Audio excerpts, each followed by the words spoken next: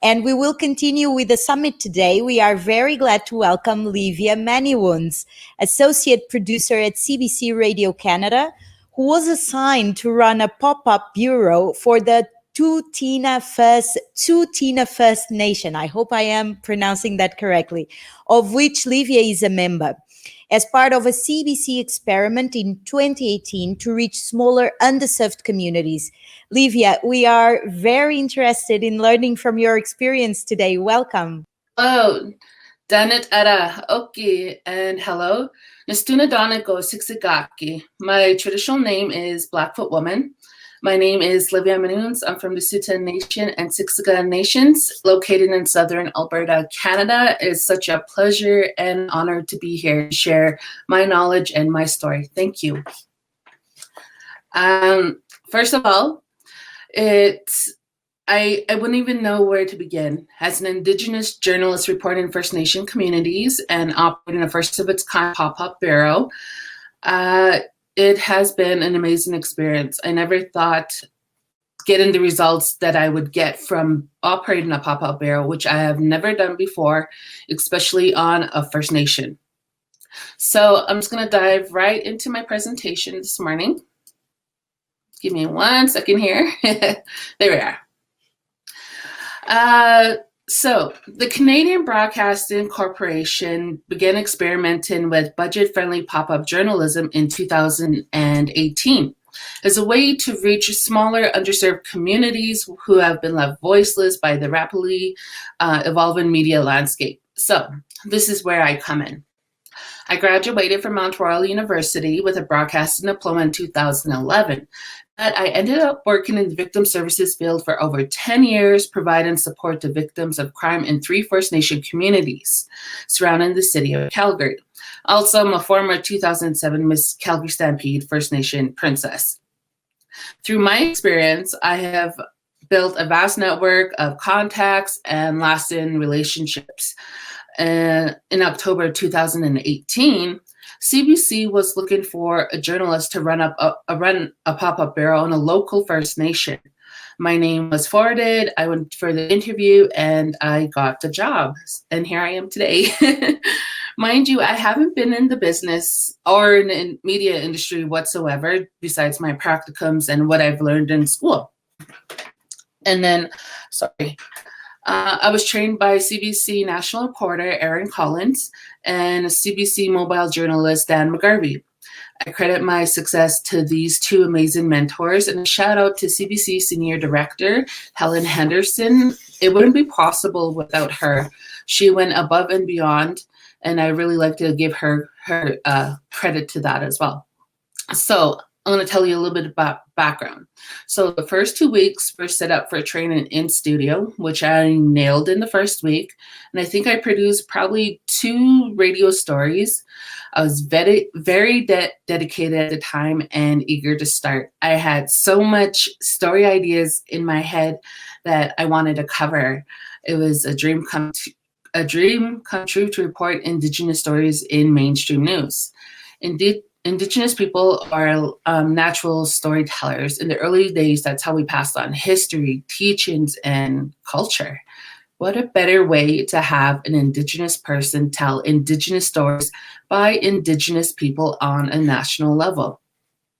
Anyways, let's get to the PowerPoint. It's more of me talking and sharing pictures. My presentation is called A View into the Teepee, Mobile Journalism.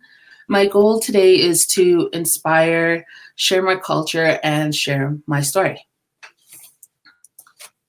But first, let's talk about location. The Tsuut'ina Nation is a First Nation that borders the city of Calgary in southern Alberta. As you can see, the area lined in red is Tsuut'ina. Tsuut'ina are a Dene people, and our language derives from the Athabascan language family. That's our logo, and yes, it does have a story behind it, but I can't get into it. Anyways, Calgary is surrounded by 5 First Nations. To the west, we have the Stoney Nakoda. Bordering the city of Calgary, we have the Tsuut'ina. To the east, we have the Siksika Nation. To the south, we have the Kainai Nation and the Piikani Nation. So southern Alberta is known as traditional Blackfoot territory. Moving on, I want to touch on terminology as I may reference a few today. Indigenous. So terminology. Indigenous is a global term referencing all people, ethnic groups who are original settlers of any given region. Basically, forgive me, but it's all brown people of North America. It could be anyone from Brazil, Mexico, United States, Canada, and so on.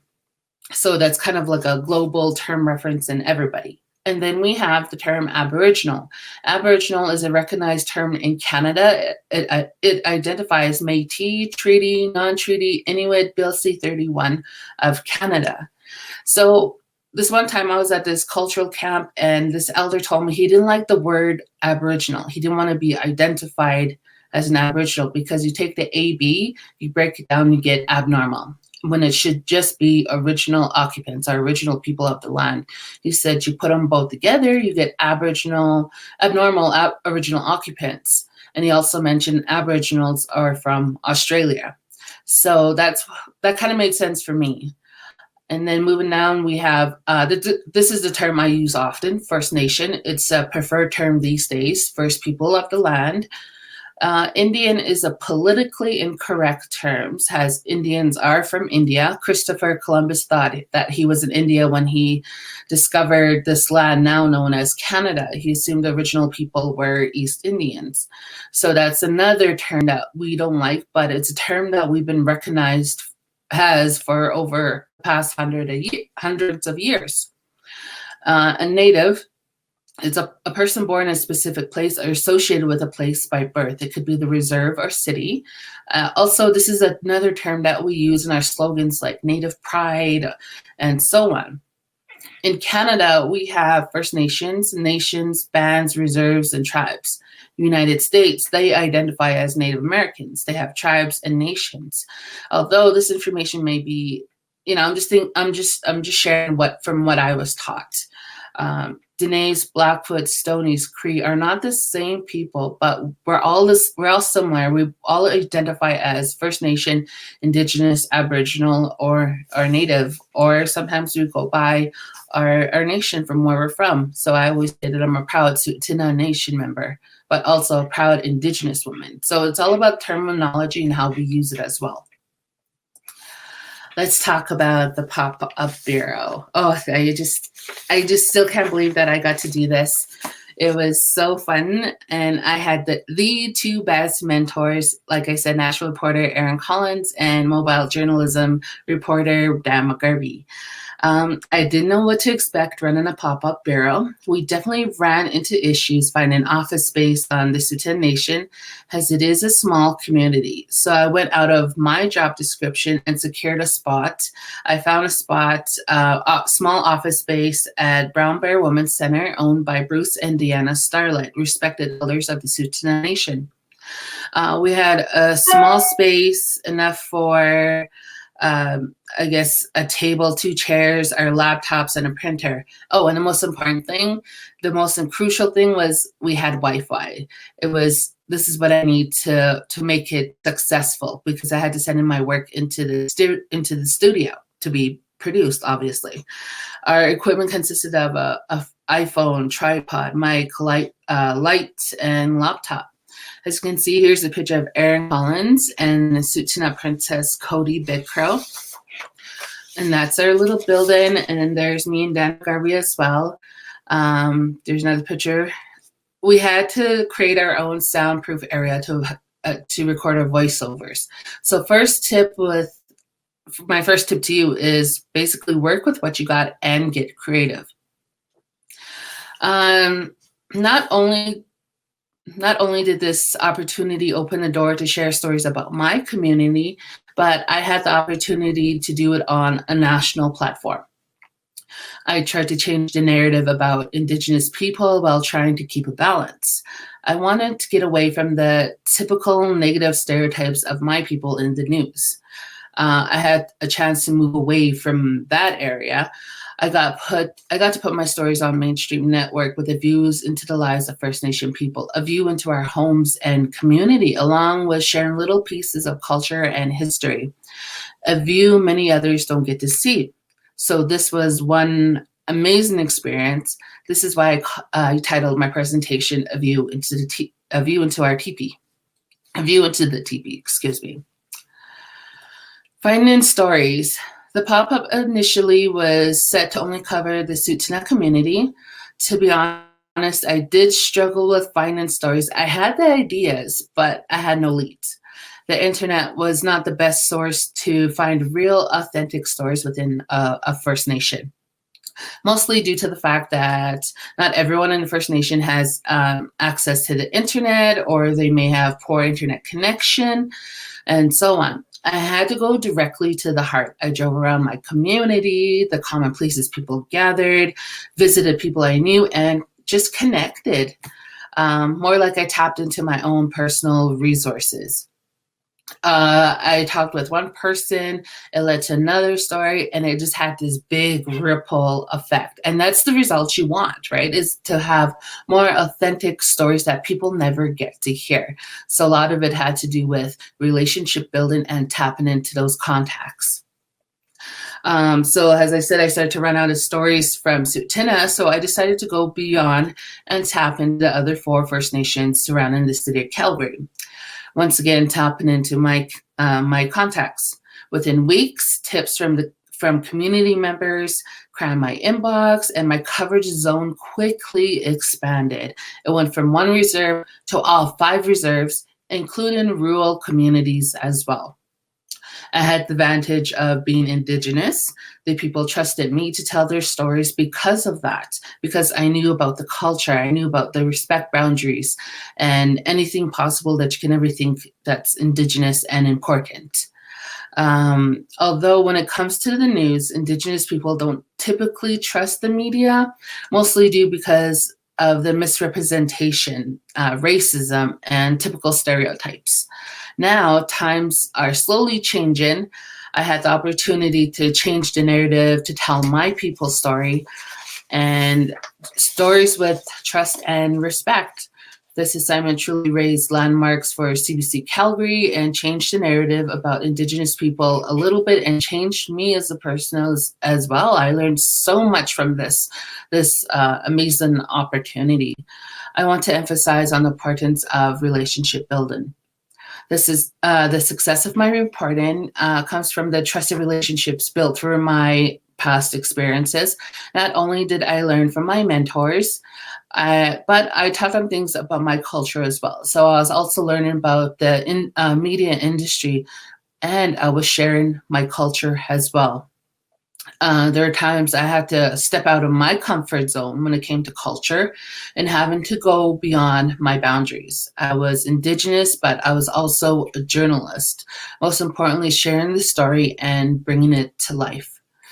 I became very attached to my stories and to the people involved. There was a story about a young Indigenous man that was shot and killed by 2 Caucasian men in the town of Strathmore, Alberta. This is a real sad story for me. Sorry if I get a little bit emotional about it, but the story really changed me as well, just going out to report it, and I got too attached to it, to be honest. I got attached to this story. The mother of the Indigenous man killed was not interested in talking to the media, especially during a time of grief. I followed the story in the best positive way that I could. I covered it, and I don't know, it just kind of tripled effect. It made its own way. Eventually, I built trust and respect with the mother. She finally opened up and gave me the opportunity to share her story. It's moments like those that really stood out. You know, it's just being genuine and just being real and being yourself and having that sincerity for others, especially during times of grief and sadness. You've done a good job building relationships. To add, I was the first reporter to get an interview from her. I got so attached to the story. It took a toll on my emotions to the point I had to step back and remember that I'm a journalist and I have a job to do. And what did I learn?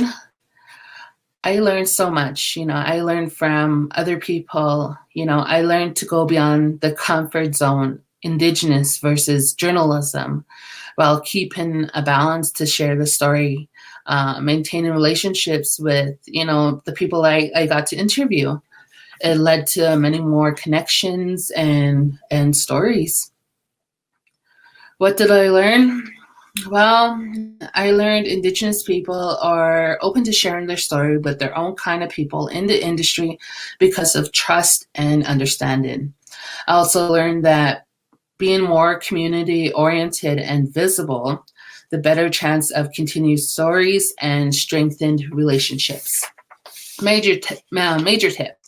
Learning to adapt to your surroundings. And once again, working with what you got and getting creative. Always be prepared for lengthy interviews. Sometimes you have to hear the whole story to get to the point, which leads to better reporting and understanding.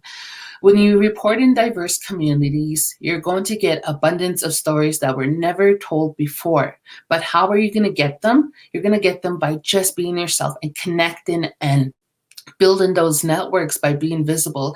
Take part in an event, try something new, something that you wouldn't actually do. You're learning about another community, you're learning about another culture. Just go out and, be curious, but in a respectful and meaningful way. Sometimes, like I said, you're going to have to go beyond your job description to get the story, but always stay mindful and respectful. Abundance of stories as a result of putting myself out into the communities and trying to be visible, creating friendships and being engaged in the communities. The amount of stories came flooding in. I thought I was just doing my job as a journalist and telling a story, but the results turned into something more beautiful. I was able to save a First Nation elder's home during the Christmas holidays. I was invited to get the exclusive on the largest sports complex on a Southern Alberta First Nation.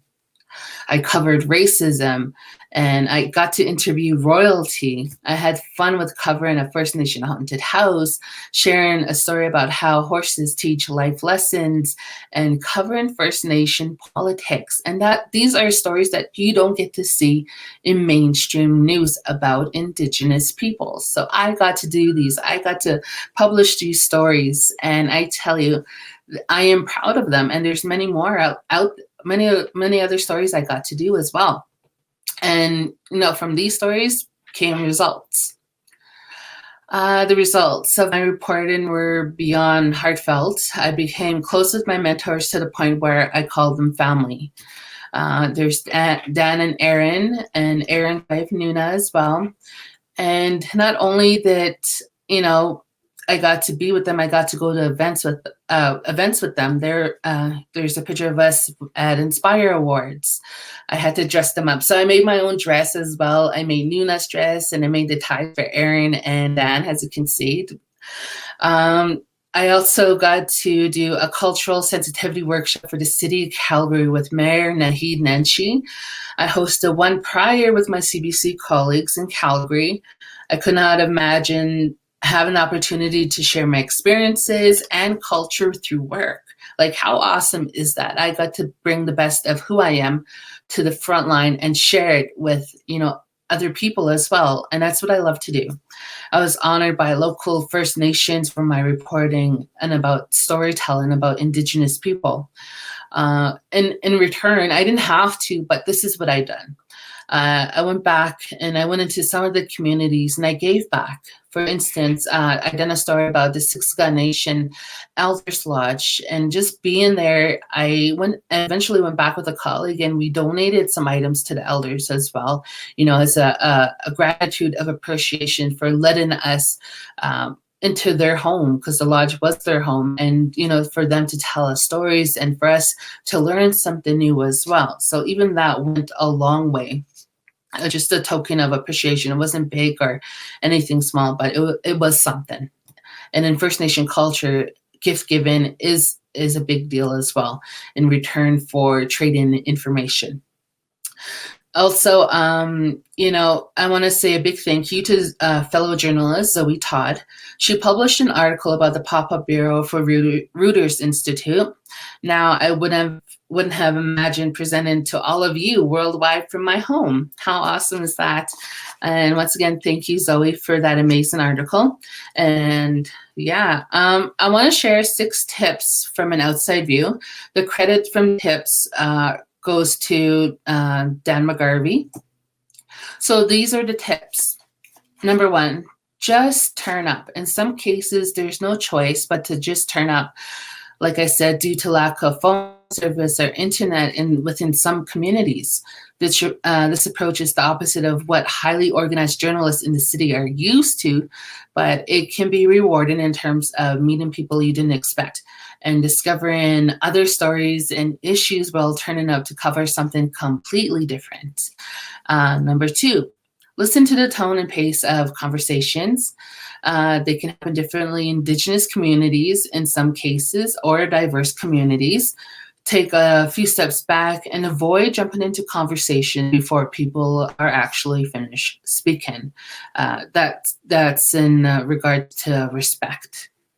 Number 3, that is our next tip, respect protocols and tradition, and respect the fact that you're a guest on someone else's land, nation, or community. Respect their experience, support and act in meaningful and respectful ways. And going back to the considering gifts, so that's what we did. We bring gifts in order to get the information from First Nation elders for a story me and Dan did this past year. Tip number 4, educate yourself. Take time to learn something about the community you're visiting beforehand and have at least a basic understanding of some local and national community history.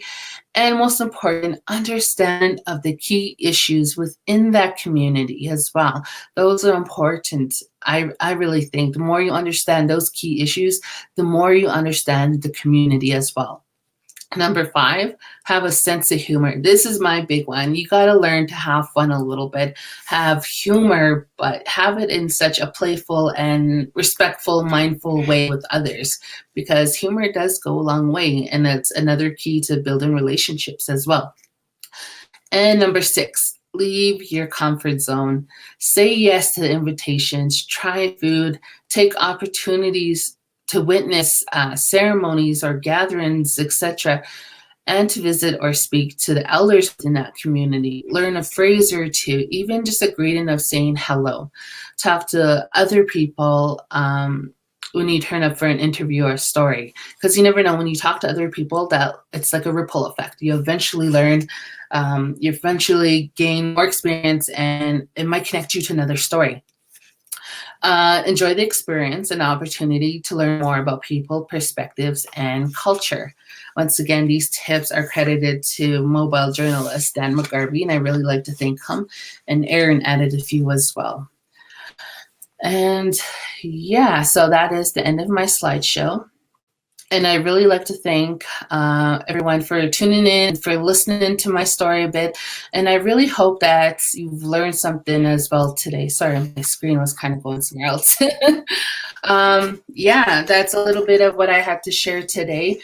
The actual full story would have taken a few hours to share. So I really had to condense it down the best way and to get information out to people so they would actually understand what I'm talking about, how it is to be Indigenous, reporting Indigenous communities and sharing Indigenous stories to mainstream audience as well.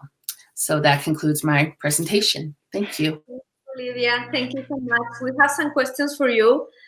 Sorry if you hear some noises because they just started some construction work here in my building, so sorry for that. So, yes, Livia, we have a question here from Claire Krautren, and she asks you, hey, Livia, do you think your work has helped enable conversations between First Nations and other communities? Have you received any governmental support to continue interviewing, accessing sources?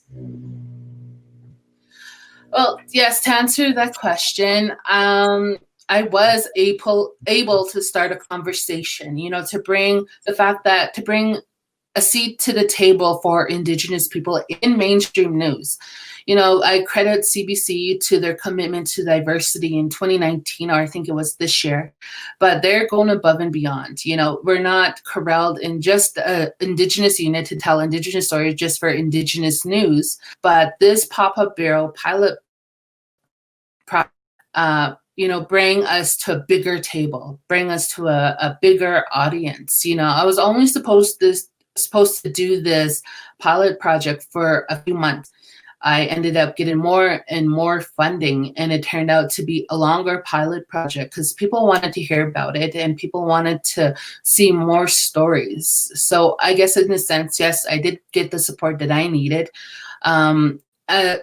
Presently right now, I'm not reporting at the moment, but I wish that, you know, yeah, I would get more government funding to do reporting in First Nation communities to keep it going.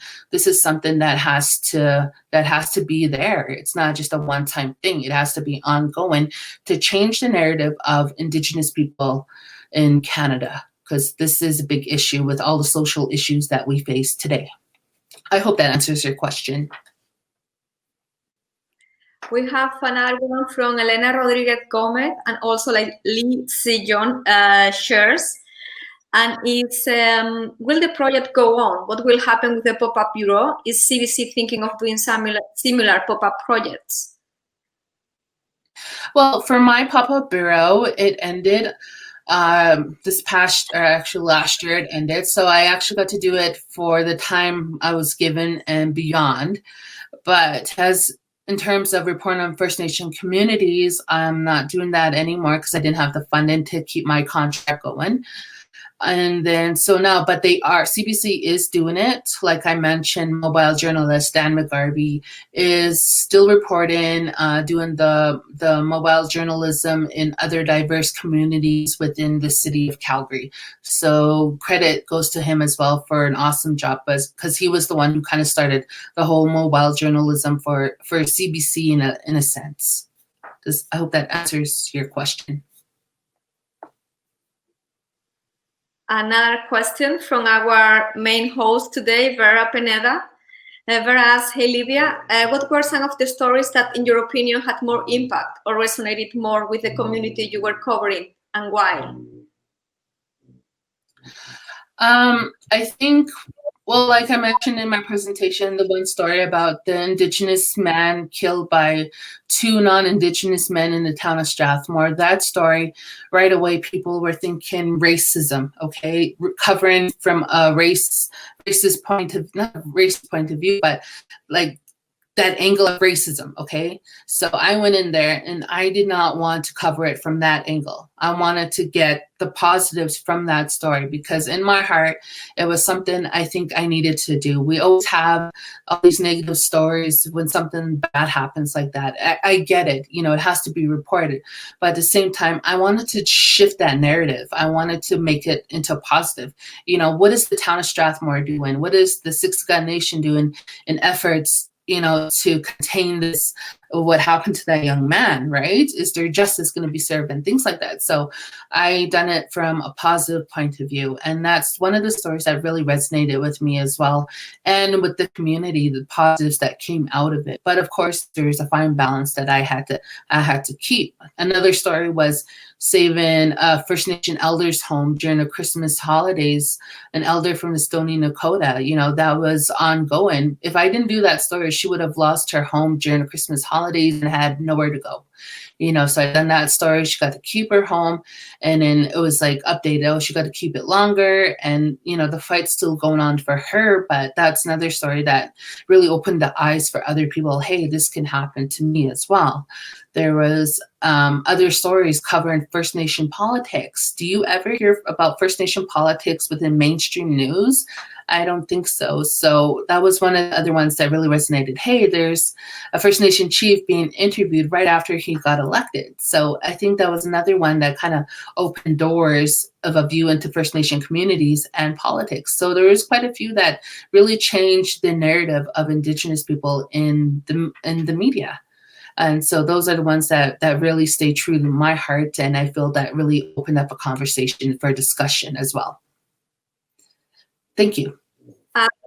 We have time for one last question, Livia. This question is from our director, Adam Thomas. He asks you, Livia, I love your Instagram and Twitter photos. Is there a particular platform you find more effective for your storytelling? Well, there's Facebook, Instagram, and Twitter. Yeah, I really like to just share my personal story as well a lot with people.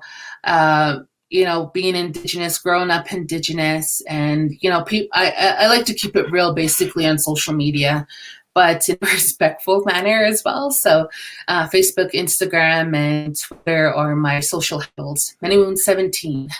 So thank you so much, Livia, for your time today and for this great presentation. We love to hear from your work, and hope to see you soon.